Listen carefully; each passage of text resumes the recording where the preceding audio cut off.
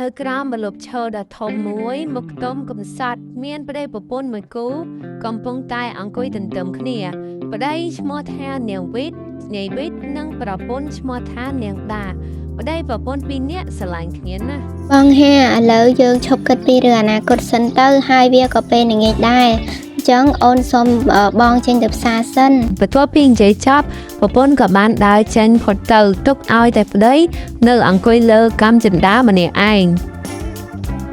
លុះដើរមកតាមផ្លូវនាងដាក៏បានឃើញ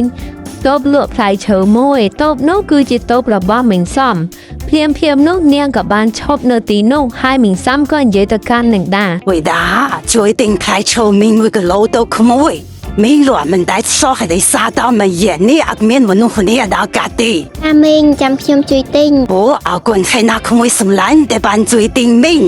ចង់ក្មួយប្រជាជាអត់ខ្លាំងមែនទេចង់ឲ្យបានតែប្តីស្រឡាញ់ខ្លាំងមិនឲ្យធ្វើអីហ្នឹងអូចាមិនអីទេមីងហើយអារឿងប្តីស្រឡាញ់ហ្នឹងគឺវាតកតងជាមួយវាសនាដែរអញ្ចឹងណាមីងហើយខ្ញុំទាំងប្តីខ្ញុំគឺស្រឡាញ់គ្នាទៅវិញទៅមកអញ្ចឹងណាមួយឆ្នាំក្រោយមកនាងដានិងនេវិតក៏បានកូនស្រីមួយដ៏សាន់ឈូតហើយនាងតូចតែងតែរត់លេងនៅមុខផ្ទះម្នាក់ឯងមិនចេះដើរលេងផ្ទះគេនោះទេ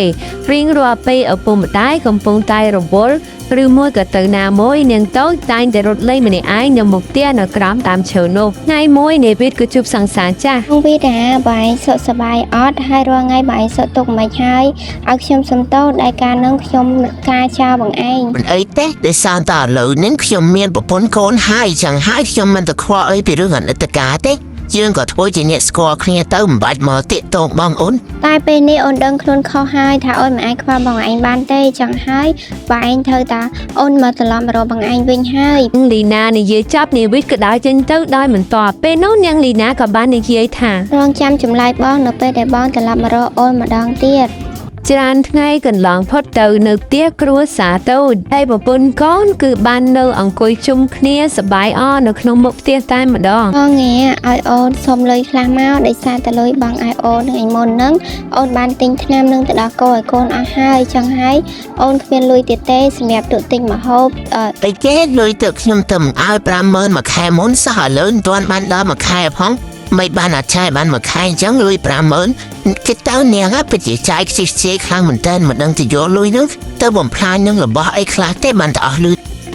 នាងដាជាប្រពន្ធនៅពេលដែលឮប្តីនិយាយបែបនោះអន់ចិត្តខ្លាំងមែនទែនក៏បានរត់មកខាងក្រៅ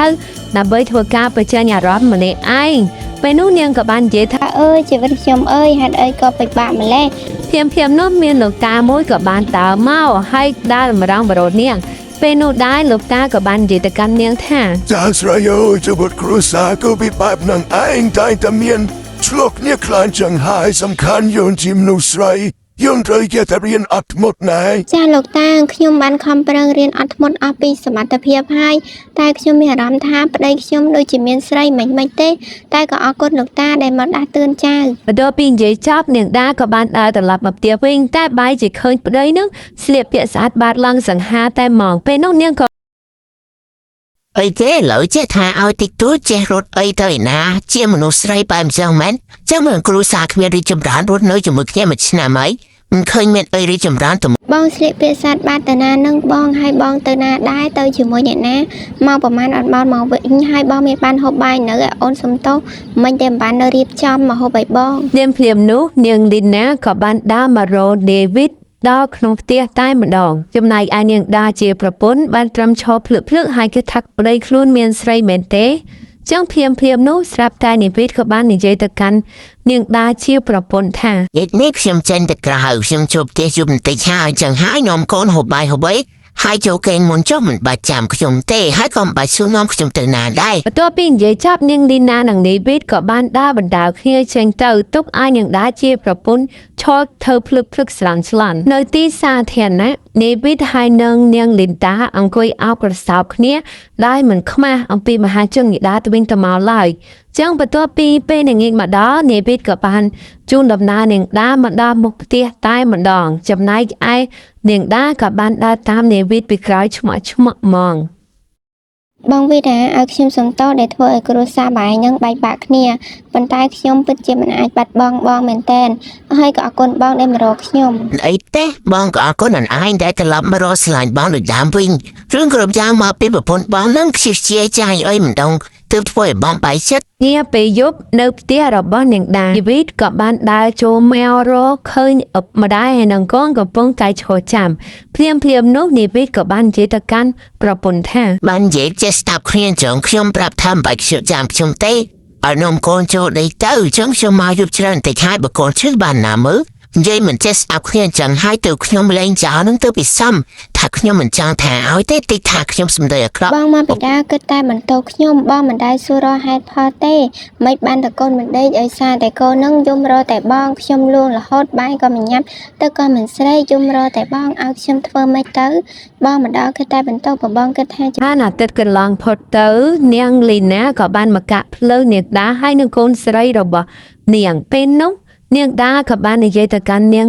លីណាថា អ្នកនាងមានការអ្វីមែនទេបានតែមកកាក់ភ្លើខ្ញុំបញ្ញាប់នាំកូនខ្ញុំទៅរកទិញម្ហូបផងហើយណាមួយវាក៏ចិត្តពេលថ្ងៃត្រង់ជួយប្រាប់ប្តីអ្នកឯងផងក៏មកឲ្យតាក់ទងមកយើងទៀតមិនចេះមើលប្តីមិនចេះផ្ដាល់ប្តីសោះយើងមានសង្សារមានប្តីហើយមិនបានតែប្តីនាងមកញញ៉ៃមួយយើងទៀតយើងគាត់ទៅដាស់តឿនទេហៀថ្មីរបស់យើងណាគេមានណាស់ប្រយ័ត្នគេវាយស្លាប់ទៅ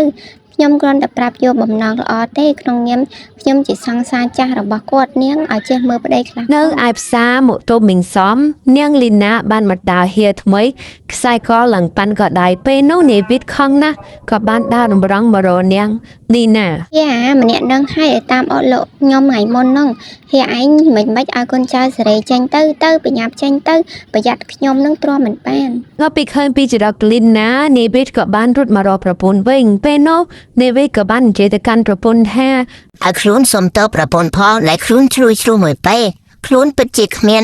បានដឹងកំហុសហើយឲ្យប្រពន្ធនឹងទៅឱកាសឲ្យគាត់ម្ដងទៀតពេលនោះដែរនាវិតក៏បានលូតចង្កឹងចុះ អីទេនរណាក៏ចេះខុសដែរឲ្យតែបងដឹងកំហុសខុសខ្ញុំនឹងឲ្យឱកាសបងណាមួយខ្ញុំអាណិតកូនផងអញ្ចឹង បន្ទាប់ពីងារទាំងពីរត្រូវរើគ្នាវិញគ្រួសារតូចមួយនេះគឺបានរស់នៅជាមួយគ្នាយ៉ាងសុខសាន្តរហូតតរៀងទៅចឹងហើយប្រុសៗកុំក្បត់ចិត្តប្រពន្ធ